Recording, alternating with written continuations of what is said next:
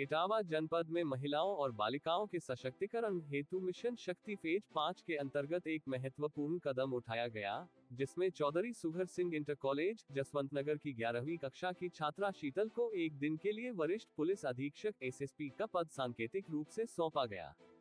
शीतल, जो ग्राम भतौरा, पोस्ट नगला भिकन, थाना जसवंत नगर की निवासी है और दीवारी लाल की पुत्री है, ने वर्ष 2024 में इटावा जनपद में हाई स्कूल परीक्षा में टॉप किया था।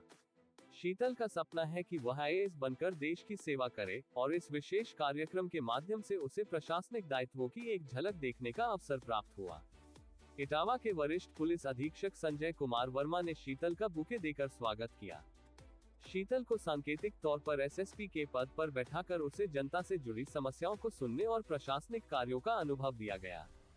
कार्यक्रम का उद्देश्य महिलाओं और बालिकाओं को प्रशासनिक पदों तक पहुंचने की प्रेरणा देना और उनमें जिम्मेदारी के प्रति जागरूकता बढ़ाना था। शीतल ने वरिष्ठ पुलिस अधीक्षक कार्यालय में फरियादियों की समस्याओं को सुना और उनके समाधान के लिए संबंधित अधिकारियों को निर्देश दिए। इस दौरान उसे यह सिखाया गया कि किस प्रकार पुलिस प्रशासन जनता की शिकायतों का निपटारा करता है और कैसे न्याय सुनिश्चित किया जाता है। कार्यक्रम के तहत शीतल को ये भी अनुभव हुआ कि समयबद्ध और गुणवत्ता सुनिश्चित करते हुए किस प्रकार से समस्याओं का समाधान किया जाता है। मिशन शक्ति के अंतर्गत चल रहे बेटी बचाओ, बेटी पढ़ाओ अभियान के तहत शीतल को एक दिन के लिए एसएसपी के पद पर बैठाया गया। इस अवसर पर महिला कल्याण विभाग द्वारा शीतल को 5,000 रुपए का चेक प्रदान किया गया। इस चेक को एसएसपी संजय कुमार वर्मा ने स्वयं उसे भेंट किया और उसके उज्जवल भविष्य की कामना की। इस कार्यक्रम के माध्यम से शीतल को प्रशासनिक कार्यों का वास्तविक अनुभव मिला और उसे यह समझने का अवसर मिला कि पुलिस प्रशासन का कार्य कितना चुनौतीपूर्ण होता है। साथ ही इस अनुभव से शीतल को आगे की पढ़ाई और अपने सपनों को पूरा करने के लिए प्रोत्साहन मिला। कार्यक्रम के दौरान वरिष्ठ पुलिस अधीक्षक संजय कुमार वर्मा ने कहा कि यह पहल महिलाओं और बालिकाओं को प्रोत्साहित करने का एक महत्वपूर्ण कदम है। मिशन शक्ति का मुख्य उद्देश्य महिलाओं को सशक्त बनाना और उन्हें समाज के हर क्षेत्र में आगे बढ़ने का अवसर देना है। इस तरह की पहल से बालिकाओं को उनके सपनों को साकार करने की दिशा में बढ़ने की प्रेरणा मिलेगी। इस अवसर पर अन्य पुलिस अधिकारियों और कर्मचारियों के साथ साथ कई पत्रकार भी उपस्थित रहे। सभी ने शीतल के साहस और आत्मविश्वास की प्रशंसा की। शीतल के प्रदर्शन से यह स्पष्ट हुआ कि अगर बालिकाओं को सही दिशा और प्रोत्साहन मिले, तो वे किसी भी चुनौती का सामना कर सकती हैं। मिशन शक्ति फेज 5 के अंतर्गत इस प्रकार के कार्यक्रम का आयोजन भविष्य की महिलाओं के लिए एक आदर्श प्रस्तुत करता है, जिसमें प्रशासनिक और संवैधानिक पदों पर महिलाओं की भागीदारी को बढ़ावा दिया जा रहा है। ऐसे आयोजनों के माध्यम से न केवल बालिकाओं को प्रशासनिक दायित्वों का अनुभव मिलता है, बल्कि समाज में महिलाओं के प्रति जागरूकता भी बढ़ती है। शीतल के एक दिन के एसएसपी बनने से अन्य बालिकाओं को भी यह संदेश मिला कि अगर वे कड़ी मेहनत करें और अपने सपनों को पूरा करने के लिए दृढ़ संकल्पित रहें, तो उन्हें भी प्रशासनिक पदों पर पहुंचने का मौका मिल सकता है।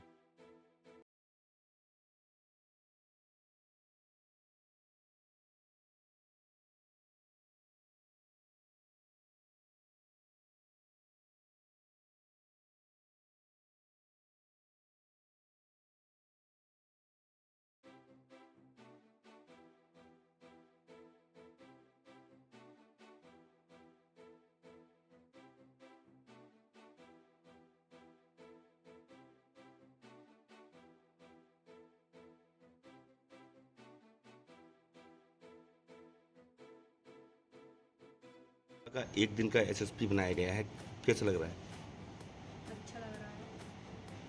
किस तरह और की समस्याएं आपके सामने आई, उसको कैसे निस्तारा किया गया आपके द्वारा? सर वो जिसका थाना जाएं वहाँ उनकी शिकायत पहुंचा दी गई है, वो तत्काल उस पर कार्रवाई करेंगे। जैसे कि जो भी आपके सामने जो पीड़ित आए थे, वो कैसी शिकायत लेके आए थे? क्या उनकी शिकायतें जायज़ रही हैं आपके सामने? उन लोगों का कहना है कि अत्याचार ज़्यादा हो रहे हैं। जी। हाल कोई मतलब बीच बचाव कर रहा है तो उसको भी फालतू में पीट रहे हैं, ऐसा कर रहे हैं वो लोग। जैसे कि जो एक मामला और भी सामने आया है, जो आपने जो मारपीट के बाद बताया, उसमें एफआईआर तक दर्ज नहीं हुई अभी तक। उन्होंने बोला है कि वो उनको तत्काल थाने भेजा जाए और उनकी एफआईआर दर्ज की जाएगी। आज आपको एक दिन का एसएसपी बनाया गया है, आगे भविष्य में क्या कुछ सोचा बनने के लिए? सर मैंने अभी कौन सी क्लास में हैं आप? क्या पढ़ रहे हैं? 11th। किस कॉलेज से हैं? चौधरी सोसिंग इंटर कॉलेज, कहाँ रहती हैं आप? नंगला दिकन बतौरा। ठीक है।